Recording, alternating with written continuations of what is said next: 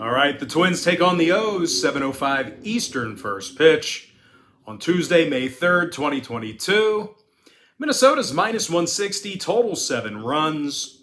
Joe Ryan for Minnesota, Bruce Zimmerman for Baltimore. And despite the dominance of Bruce Zimmerman in the early going here, the O's simply just don't have the lineup to stay in ball games. They strike out more times per contest than any other team in baseball right now. They're also being held to just 3.2 runs a game at the plate. And unfortunately for O's fans, they're going up against Joe Ryan here today, who's 3-1 on the year with 25 strikeouts and a .70 whip. Meanwhile, offensively, the Twins have done a real nice job hitting for power. They're actually amongst the top teams in the American League in home runs per 9.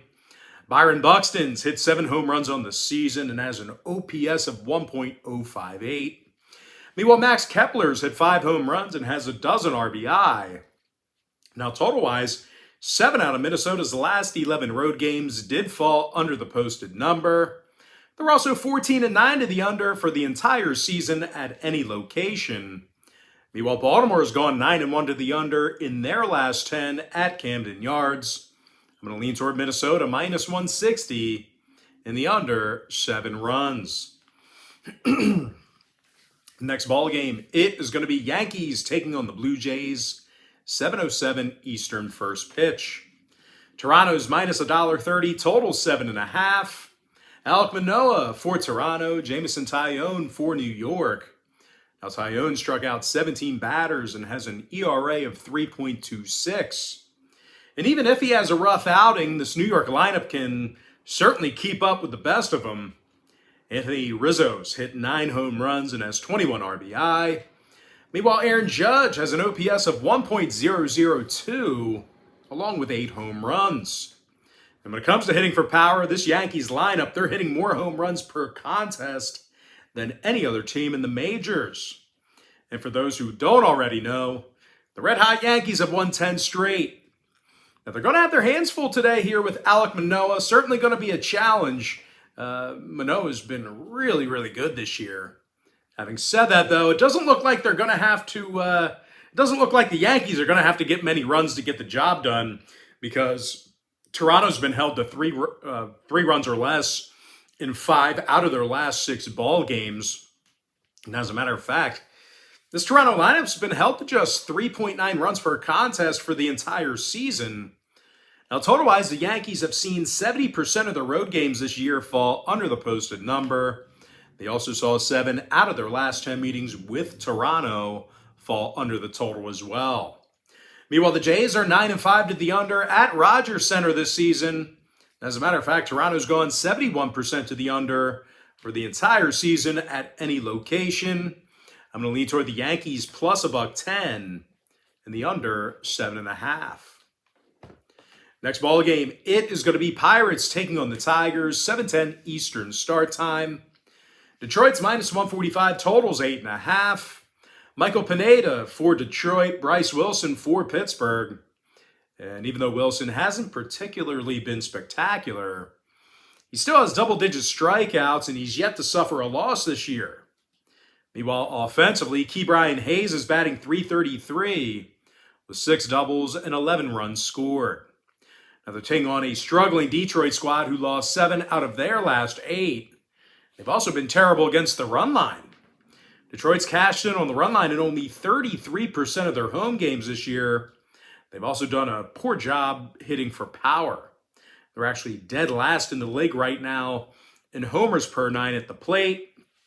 And when it comes to the total on this one, 3 out of Detroit's last 6 did get over the posted number. Meanwhile, 2 out of Pittsburgh's last 3 ball games got over the total themselves. I'm going to lean toward Pittsburgh plus 1.5, keeping this one close. And the over 8.5 runs. Next ball game, it is going to be Angels taking on the Red Sox, 7:10 p.m. East. The LA Angels are minus $1.20, totals 8.5. Noah Syndergaard for Los Angeles, Michael Wacha for Boston. Now, 7 out of these teams' last 10 head-to-head meetings fell under the posted total. As a matter of fact, the Red Sox are currently 17-6 to the under for the entire season. Meanwhile, the Angels have gone 60% to the under in their last 10 outings themselves, 3-1 to the under in their last 4 on the road. So if you're looking to place a wager on the total in this one, plenty of unders to go around between these two organizations. Now, when it comes to selecting a winner in this one, this game's actually being featured as my $1.99 daily best play on Probables.com here today. So if you want to see whether I like the Bo Sox catching plus money at home, or if I like the Angels getting the job done while traveling, there's only one way to do that, and that's to sign up for my $1.99 daily best play on Probables.com. And the link for that play is in the description section below.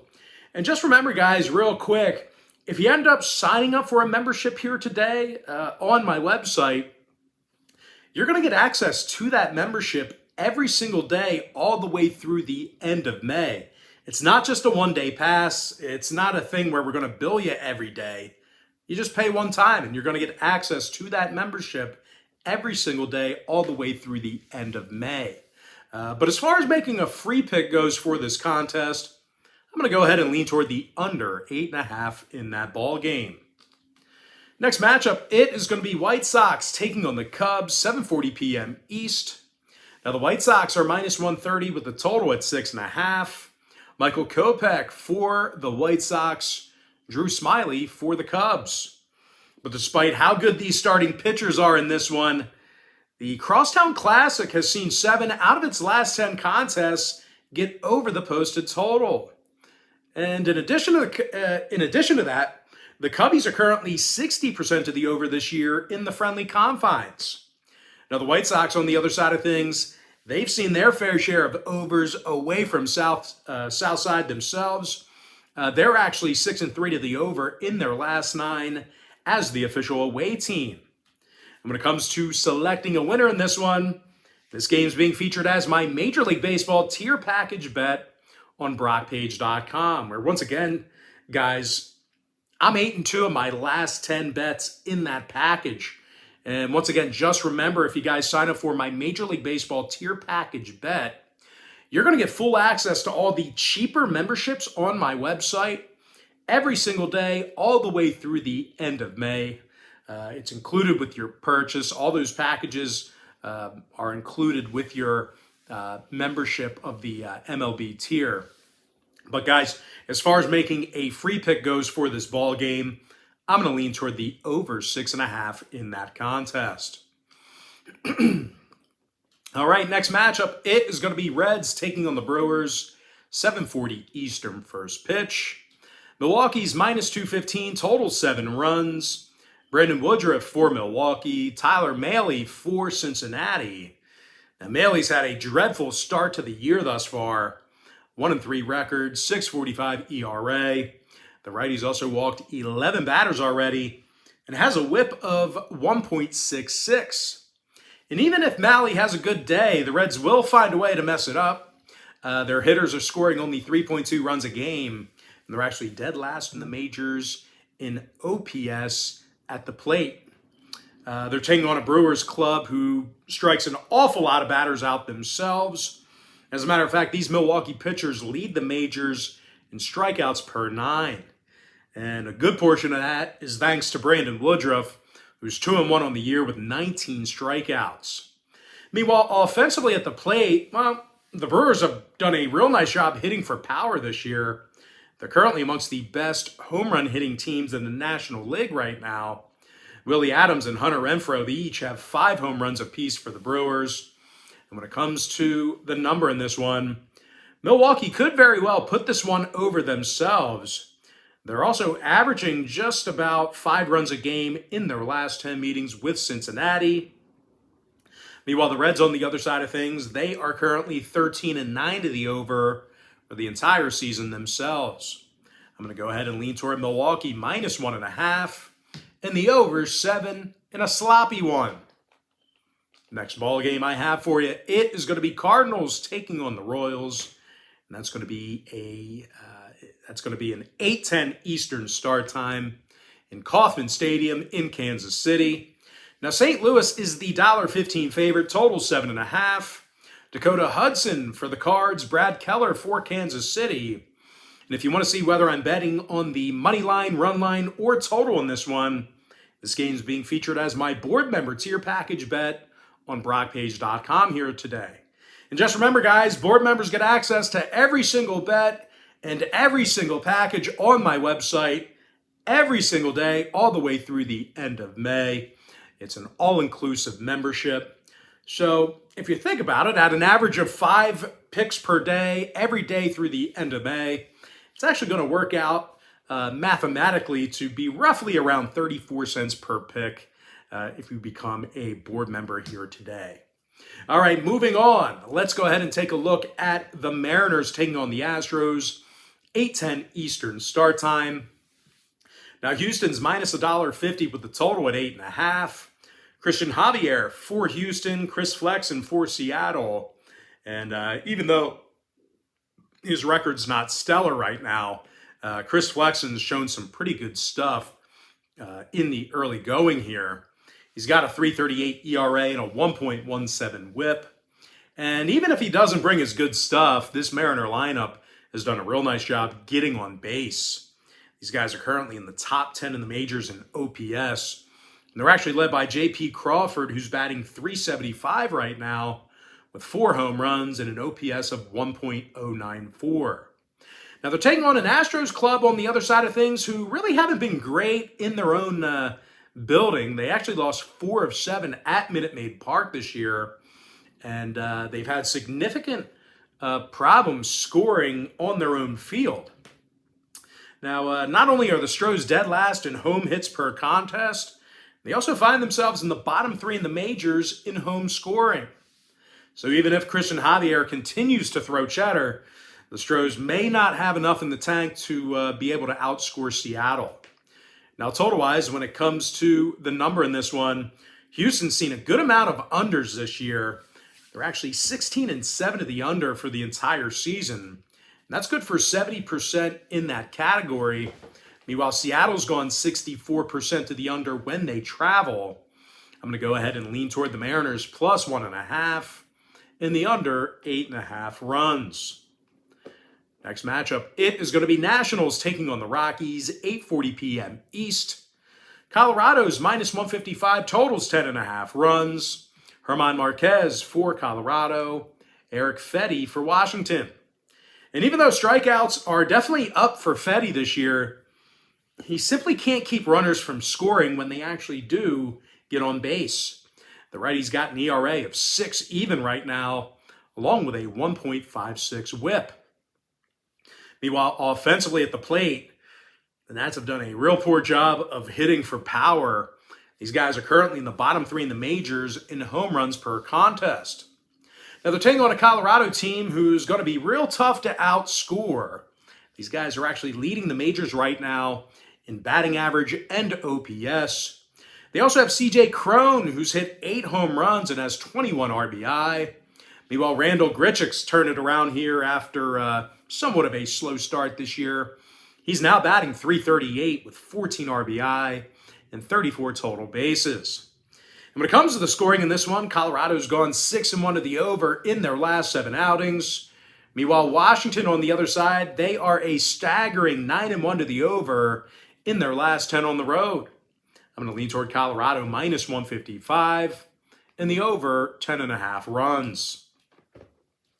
Next matchup, it is going to be Rays taking on the Athletics, 9:40 p.m. East. Tampa Bay's minus 130 with the total at 7. Ryan Yarbrough for Tampa Bay, Paul Blackburn for Oakland. And even though Blackburn's off to a fantastic start of the year, it's this Oakland lineup that's been really costing these guys games. Now, they're fanning over 9.5 times a game at the plate. And in addition to that, they're actually in the bottom 3 in the bigs right now in team batting average. Now, they're taking on Ryan Yarbrough, who makes his debut here today for Tampa Bay. Now, Ryan's had a season whip of just 1.22 or lower in each of his last 3 seasons. Meanwhile, offensively, the Rays are currently in the top 10 in the majors in team batting average. Wander Franco's batting .322 with 4 home runs and 50 total bases. Meanwhile, Yandy Diaz is batting .306 himself, and he scored 10 times already. Now, when it comes to the total in this one, Tampa's gone 4-3 to the over in their last 7 on the road. Meanwhile, Oakland, on the other side of things, they've gone 4-2 to the over in their last 6 at any location. I'm going to lean toward Tampa Bay -130. And the over 7 runs. Of that, guys, we're going to jump into our next and final matchup for the video. It is going to be Giants taking on the Dodgers. And that's going to be a 10:10 Eastern first pitch. The LA Dodgers are -135 with the total at 7. Julio Urias for Los Angeles. Carlos Rodon for San Francisco.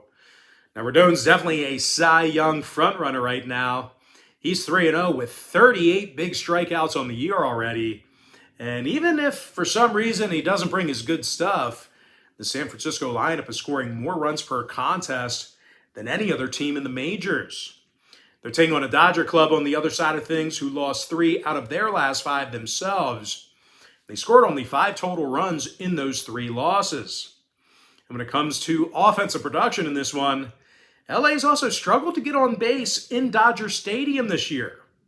These guys actually find themselves in the bottom 10 in the majors right now in home hits per game. When it comes to the number in this one, LA's currently 60% to the under in their own stadium. They're also 15-6 to the under for the entire year. Meanwhile, the Giants on the other side of things, they saw 7 out of their last 11 on the road fall under the posted total themselves. I'm going to go ahead and lean towards San Francisco +1.5. And the under 7 runs. And with that, guys, that's going to do it for me. Gotta thank you for joining me right here on YouTube. Really hope you enjoyed all this great free content, all this great free information. And with that said, guys, happy Tuesday to you. Best of luck to you. And I look forward to seeing you later on today on my website at Brockpage.com.